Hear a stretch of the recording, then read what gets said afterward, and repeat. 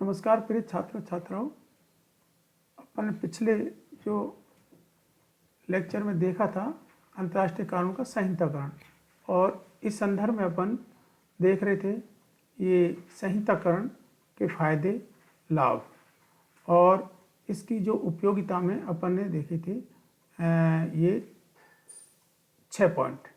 आज अपन देख रहे हैं इससे आगे संहिताकरण के अवगुण या दोष, डिसएडवांटेजेज या डिफ़िकल्टी या डिफेक्ट्स ऑफ कोडिफिकेशन।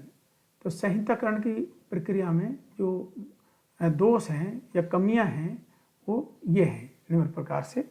और इनमें पहली कमी अंतर्राष्ट्रीय कानून के विषय विवादपूर्ण होते हैं। ये अंतर्राष्ट्रीय जो कानून है इसके जो विषय हैं वो किस तरीके से एक तरीके से विवादपूर्ण होते हैं, उस प्रक्रिया के संदर्भ में अपन को देखना है। और संहिताकरण की जो प्रक्रिया के जो अवगुणों में एक आता है इसके कानून के विकास का अवरुद्ध होना, एक आता है स्वाभाविक एवं जीवंतता का समाप्त होना। इनको थोड़ा सा अपन इस तरीके से देख सकते हैं कि कानून के विकास का जो अवरुद्ध होना है वो इस तरीके से है कि इस अंतर्राष्ट्रीय कानून का विकास एक तरीके से धीमा हो जाएगा या अवरुद्ध हो जाएगा।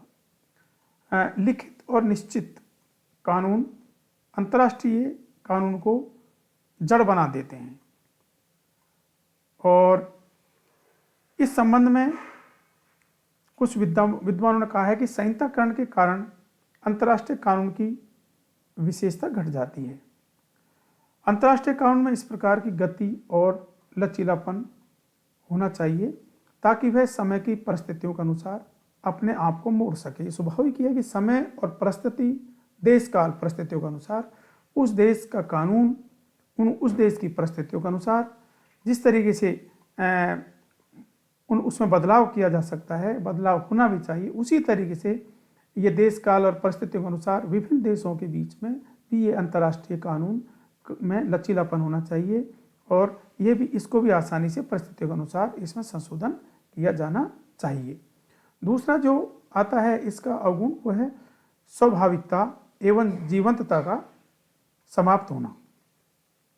संहिताकरण करते समय कानून निर्माता नियमों की एक तरीके से जो नियम है उन नियमों की एक तरीके से बाल की खाल या बाल में से खाल निकालने का कार्य करते हैं।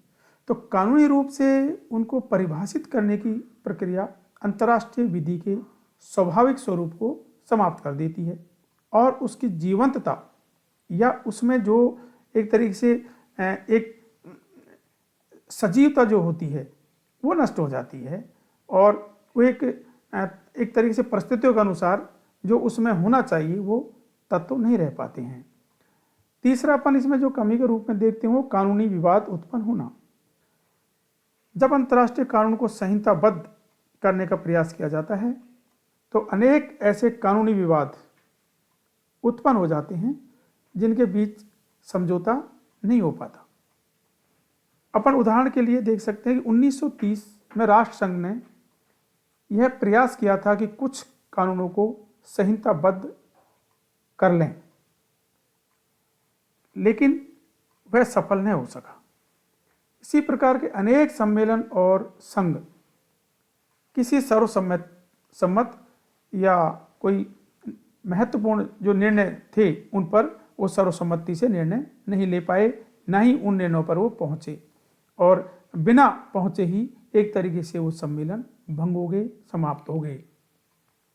इसके बाद अपन देखते हैं इसका चौथा जो अवगुण देखते हैं राज्यों की मनोवृत्ति के प्रतिकूल। अब राज्यों की मनोवृत्ति के प्रतिकूल क्यों है? ये राज्यों की जो मनोदशा है उसके प्रतिकूल ये संहिताकरण क्यों है?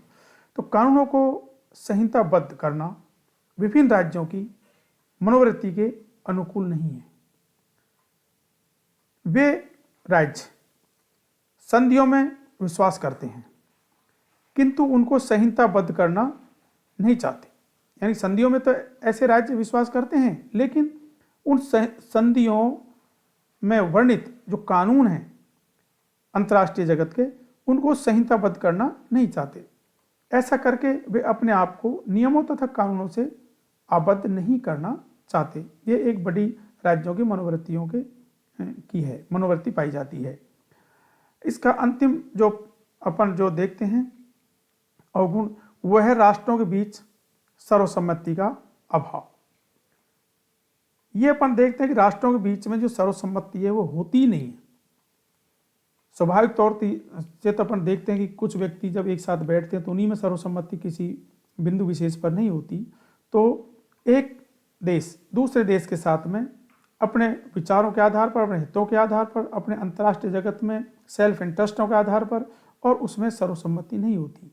एक जैसे विचारधारा, एक जैसे विचार नहीं होते, क्योंकि कहीं न कहीं उनके अपने हित टकराते हैं। इसलिए संहिताकरण की प्रक्रिया पर राष्ट्रों के बीच सर्वसम्मति के प्रयास होने चाहिए, लेकिन नहीं होते, और ये होना भी असंभव है। किसी भी सूरत में ऐसी सर्वसम्मति नहीं हो सकती। प्रत्येक राष्ट्र अपने अनुसार इसका अर्थ लगाता है। इससे संहिताकरण की प्रक्रिया अत्यंत धीमी हो जाती है, और धीमी होने की वजह से इसमें प्रगति नहीं हो पाती।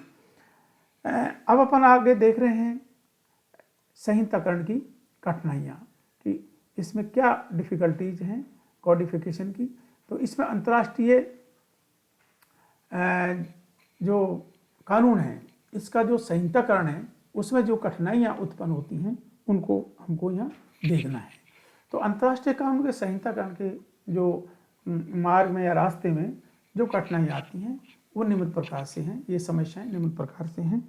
और पहली जो समस्या है वो है अंतर्राष्ट्रीय कानून के विषय विवादपूर्ण होते हैं। अब ये अंतर्राष्ट्रीय कानून के विषय विवादपूर्ण क्यों होते हैं? क्योंकि अंतर्राष्ट्रीय कानून के विषय पर्याप्त विवादग्रस्त होते हैं। उनके बीच समन्वय, एक कोऑर्डिनेशन स्थापित करके किसी सर्वसम्मत व्यवस्था का नियम बनाना अत्यंत कठिन होता है। अत्यंत कठिन कार्य है कि ये एक तरीके से उनमें समन्वय स्थापित कर सकें। समन्वय स्थापित नहीं हो पाता। और दूसरी जो इसकी जो एक तरीके से कठिनाई है वो है विरोधी दृष्टिकोण। विरोधी दृष्टिकोण एक देश का दूसरे देश के साथ में प्राचीन काल से चला आ रहा है, चलता रहेगा। संहिताकरण के मार्ग की अन्य कठिनाई यह है कि इसमें जो विरोधी दृष्टिकोण के बीच सामंजस्य स्थापित करना होता है, संहिताकरण के विभिन्न प्रयास इसी कारण सफल नहीं हो पाते। आप यूँ देख लीजिए विरोधी दृष्टिकोण के अनुसार कि भारत को यूएनओ का स्थायी सदस्य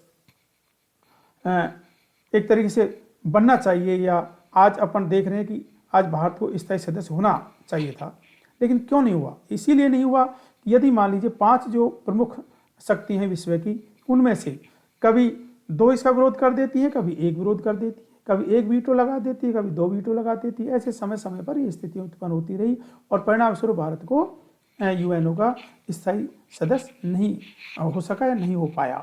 तो ये विरोधी दृष्टिकोण होते हैं। खास तौर से जब हमने चाइना का तो समर्थन किया, उसको स्थायी सदस्य बनवाया, लेकिन चाइना ने कभी भारत का समर्थन नहीं किया।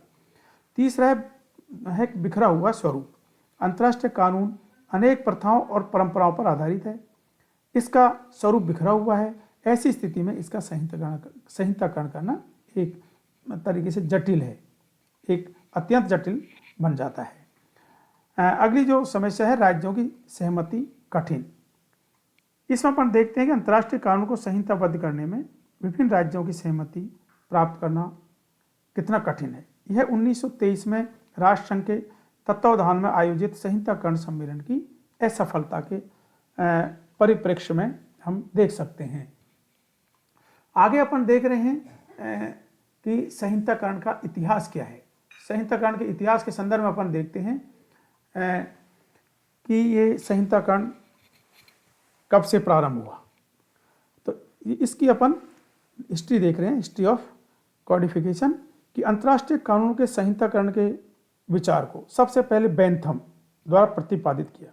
आप देखते होंगे कि राजनीति विज्ञान में तुमने देखा होगा बेंथम के सिद्धांत, फर्स्ट ईयर में देखा होगा, बीए फाइनल में भी देखा होगा, और एमए प्रवेश के थिंकर के टॉपिक में भी देखा होगा। बेंथम ने एक उपयोगितावाद का सिद्धांत दिया था, और इन्होंने सबसे पहले अंतर्राष्ट्रीय कानून के संहिताकरण के विचार को सबसे पहले रखा। बेंथम ने सभी सभ्य राज्यों में शांति स्थापना के लिए एक आदर्श अंतर्राष्ट्रीय कानून तैयार किया। फ्रांस की राज्य क्रांति के बाद 1792 के राष्ट्रीय सम्मेलन में राज्यों के अधिकारों का घोषणा पत्र बनाने का निर्णय लिया गया। इस कार्य में जिन लेखकों ने अपना योगदान दिया उनमें बलनसली का नाम भी उल्लेखनीय है। और बलनसली ने संहिता में 862 एक तरीके से अनुच्छेद लेखबद्ध किए थे। अपन आगे देखते हैं 1861 में ऑस्ट्रिया के विधि शास्त्री जॉन ऑस्टिन का जो एक तरीके से कानून का सिद्धांत है, ये जॉन ऑस्टिन ने दिया है। और जॉन ऑस्टिन ने ही ये प्रयास 1861 में किए थे। इसके बाद अपन आते हैं 1864 में 12 बड़े देशों के प्रतिनिधियों का जनेवा में एक सम्मेलन हुआ था। और इस सम्मेलन में रणभूमि में घायल लोगों, युद्ध क्षेत्र में घायल लोगों को राहत देने और युद्ध में संलग्न न होने वालों की उन्मुक्तियों पर विचार किया गया। आगे 1874 में रूस के राजाओं को जार कहा जाता था, तो रूस के जार की प्रेरणा से ब्रुसेल्स में सम्मेलन बुलाया गया, जिसमें यूरोप की प्रमुख शक्तियों ने भाग लिया था। और इसी तरह से 1890 और 1910 में इटली तथा ब्राज़ील के विद्वानों ने अंतर्राष्ट्रीय कानून के संबंध में अनेक ग्रंथों का प्रकाशन किया। अपन इसको संक्षेप में बिंदुवार देख सकते हैं कि जो इसका इतिहास है उसको हम पहले पॉइंट के रूप में देख सकते हैं। प्रथम हेग शांति सम्मेलन। अब प्रथम हेग शांति सम्मेलन में अपन देखते हैं कि 1899 में रूस के सम्राट निकोलस द्वितीय के व्यक्तिगत प्रयासों के आधार पर प्रथम हेग शांति सम्मेलन आयोजित हुआ। यह सम्मेलन युद्ध के कानूनों और रिवाजों से संबंधित अभिसमयों को प्रारूप देने में सफल हुआ। इसमें जल युद्ध के संबंध में जेनेवा अभिसमय को स्वीकार किया गया। इसके बाद जो अपन देखते हैं इसमें हेग शांति सम्मेलन के संदर्भ में ओपनहीम, ये ओपनहीम अंतर्राष्ट्रीय कानून के बहुत बड़े विद्वान हैं, राइटर्स हैं। तो ओपनहीम ने भी इसमें कहा है कि जो प्रथम हेग शांति सम्मेलन जो हुआ था अंतर्राष्ट्रीय कानून के इतिहास में एक युग निर्माता घटना है। अपन दूसरा देखते हैं द्वितीय हेग शांति सम्मेलन, जो सेकेंड हेग पीस कॉन्फ्रेंस थी। ये 1907 में अमेरिकी राष्ट्रपति जो थियोडोर रूजवेल्ट द्वारा द्वितीय हेग शांति सम्मेलन बुलाया गया। इसमें 44 राज्यों के प्रतिनिधियों ने भाग लिया था और इसमें 13 अभिसमयों को स्वीकार किया गया था। इसमें से कुछ मतलब जल सेना से संबंधित थे। अपन आगे देखते हैं प्रथम विश्व युद्ध के बाद संहिताकरण 1945 के बाद में। और इसमें आता है प्रथम विश्व युद्ध के समय जो अंतर्राष्ट्रीय कानून को पूरी तरीके से तोड़ा गया था, अंतर्राष्ट्रीय कानून को मुक्त रूप से तोड़ा गया था, कहीं उसका कोई पालन नहीं हुआ था। और 1929 में एक सामान्य सम्मेलन हुआ। इसमें युद्धबंदियों, बीमारों और मैंने कहा था 1945 नहीं, प्रथम विश्व युद्ध की घटना है, 1945 के बाद में घटना आएगी। तो इसमें 1929 में एक सामान्य सम्मेलन हुआ जिसमें युद्धबंदियों, बीमारों और घायलों से संबंधित प्रावधान रखे गए। और इस प्रथम विश्व युद्ध के बाद ही 1925 में जो जहरीली जो और हानिकारक जो गैस वगैरह थी, इसके विरुद्ध भी व्यवस्था की गई थी। और इसके बाद 1928 में अंतर्राष्ट्रीय विवादों के शांतिपूर्ण समाधान के लिए की गई संधि, युद्ध के बहिष्कार के लिए की गई संधि और भूमि, वायु तथा जल युद्ध से संबंधित विभिन्न प्रावधान अपनाए गए। ये प्रथम विश्व युद्ध के बाद की घटनाएं हुई। और इसके बाद अपन देखते हैं राष्ट्रसंघ के अंतर्गत संहिताकरण, कॉडिफिकेशन अंडर द ये ऑस्पिसेज ऑफ लीग ऑफ नेशंस। तो इसमें अपन देखते हैं राष्ट्रसंघ और संयुक्त राष्ट्र संघ की स्थापना बाद में हुई थी 1945 में। तो इसमें 22 सितंबर 1924 को राष्ट्रसंघ की महासभा के प्रस्ताव के अनुसार संघ की परिषद ने एक विशेषज्ञ समिति नियुक्त की, विशेषज्ञों की, बुद्धिमानों की या कानूनविदों की एक समिति नियुक्त की थी, और जिसे अंतर्राष्ट्रीय कानून के संहिताकरण का काम सौंपा गया था 22 सितंबर 1924 को राष्ट्रसंघ ने।